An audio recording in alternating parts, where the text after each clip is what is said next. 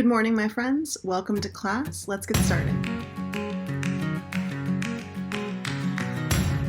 Welcome back to Foundations of English 9 for Monday, the 21st of September, 2020. Today is all about editing your summary and reflecting on it. So we're going to do activity 15, and then you're going to start working on Quill, as well as making sure you've completed the RUA. There will be video instructions at the end of this video, and you may have seen this last week. You may have done this for another class, but again, we want to make sure you do this because there are big consequences if you don't do it by October 12th, which is not that far away. And then, of course, check your scores on Canvas. They should be updated through the end of last week, other than your summaries and activity 14. In activity 15, I've given you a checklist. That checklist is of all of the things you are going to check today when you edit your summary. So yesterday we edited for content. You worked with a partner to revise your summary and to look at the ideas. Today you're going to look at just the words, the mechanics, the language. So let's go through each step of this checklist so that you know exactly how to do it. First, you're going to read your summary out loud so you can hear the errors. It is so much easier when you read your writing out loud to hear the mistakes. You could also ask a sibling or parent or friend to do it for you. You could do this even with a classmate over a Google Hangout. Then you're going to focus on individual words and sentences rather than the meaning. So you're looking just at the word level and the sentence level to make sure it's all correct. You can take a sheet of paper up over your screen and uncover the lines line by line, or you can print it out and use a piece of paper and just do it the old-fashioned way. You can also, again, use a stylus or your finger or a pencil to touch each word as you read. That will force you to slow down and notice the mistakes. So again, you've looked for overall meaning, now you're looking word by word. You could also try reading it backwards. Sometimes starting with the last sentence and reading that and then working your way up helps your brain focus on just the words rather than the overall meaning. I'm sure you all use spell check or the Grammarly extension through Chrome, but if you don't use it, here's how you turn it on. It's in the Tools menu. You can see in Spelling and Grammar you can do a check and show spelling and grammar suggestions as you type. So it is important that you make sure you've done all of your revision before you do the editing, because when you edit, you're editing your final copy, the one that you're just about to turn in. If you've got major revisions left to do, like if you didn't do activity 14 yesterday, you need to do that first, because you might change things, and if you edit it and then make changes, you're going to have to edit it again. Also, make sure you're checking the spell check suggestions. They're pretty good, but they're not always correct. Now the basic stuff. You guys have done a module on capitalization in Quill, so make sure that you've capitalized your name when you put it on the paper, as well as the author's name, Jeff Colvin. You've spelled his name correctly. You've capitalized the title of his article the same way you see it in the original article, and the magazine where his article was published, as well as dates like October when you use that in your first sentence. So I will hold you accountable for all of those things you learned in the capitalization unit. Second, make sure that the title of the article is in quotation marks. It is a short piece, so it goes in quotation marks rather than underlined. So also the magazine where he published it, Fortune magazine, should be in italics.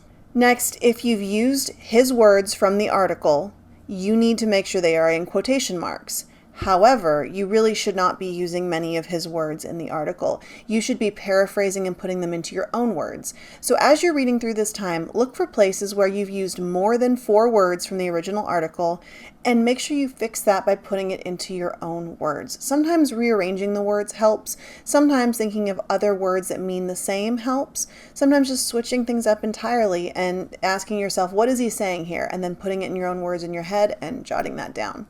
So again, make sure it is in your own words, or if you've used his words, you put it in quotation marks. And again, if you don't do one of those things, it's called plagiarism, it is cheating, and you cannot do that. So if you've copy and pasted from the article at all, you need to fix those in this process. Now you're going to go through all those steps, make sure you've done all of those things, and where you are going to do this is in activity 15. So there's a place down here on activity 15 for you to paste your summary. Now hopefully yesterday you have it in activity 14, you made some changes with your partner, so you should take that in whatever form it's in and bring it here so you can do your editing in this document, and this will be your final draft.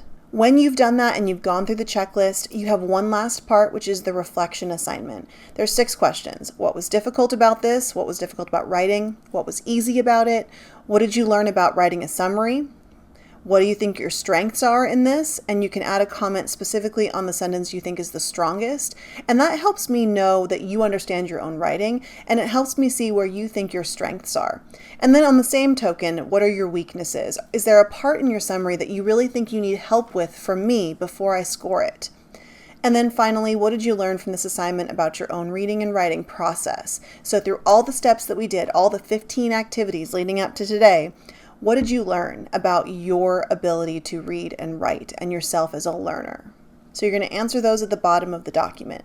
Now, the responsible use agreement, we've spoken about this briefly before. This is what you would normally complete in school. What's really important is that because you are virtual, you have to complete this by October 12th, or your account will be locked and you'll have no way to do your schoolwork. I'm putting a video at the end of this video from our instructional technology people to tell you how to do that. Now, you may have already done this, and you probably have been bothered by all of your teachers to do this as well. So again, once you've done it once, you're set. Just make sure you have done it by October 12th. All right, this should be familiar by now. This is your week 6 overview document with all of the work that you have for this week. So this week you have Quill instead of ReadWorks. So there are no new ReadWorks, just Quill. You have activities today on Google Classroom, tomorrow on Canvas, and then the rest of the week on Classroom. And then at the end of the week, you have both a chess tournament that you're going to sign up for and a quiz on your prefixes. This is a new quizzes for this week. Remember, we take it at the end of class every day this week. You can practice on your own using the quiz code on Classroom. And then next week, you have a chance to retest if you don't like the score that you got. If you have questions, please let me know. If you need help, please let me know. If you're making up work and you're struggling or you're super lost and don't know how to do it, again, reach out, let me know.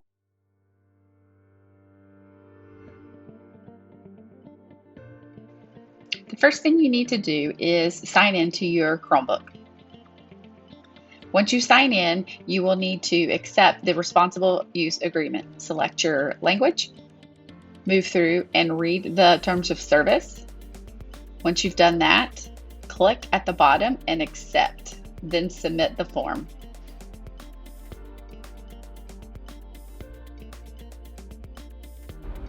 The first thing you need to do is go to Google.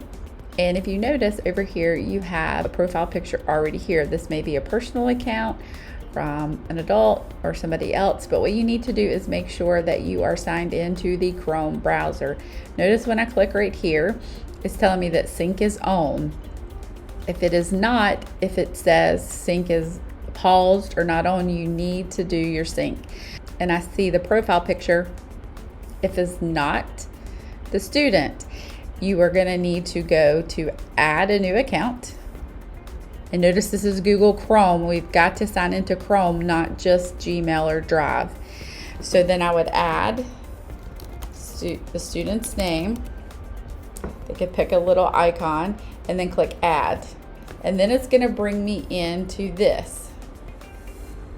You're already a Chrome user because of the GCS. So you will click sign in. You will add your information here. And you will need to link your data. And what this is so if you're on a Chromebook or if you're on another device, it links the data for you. So you will click link data, and then you're going to want to turn on sync.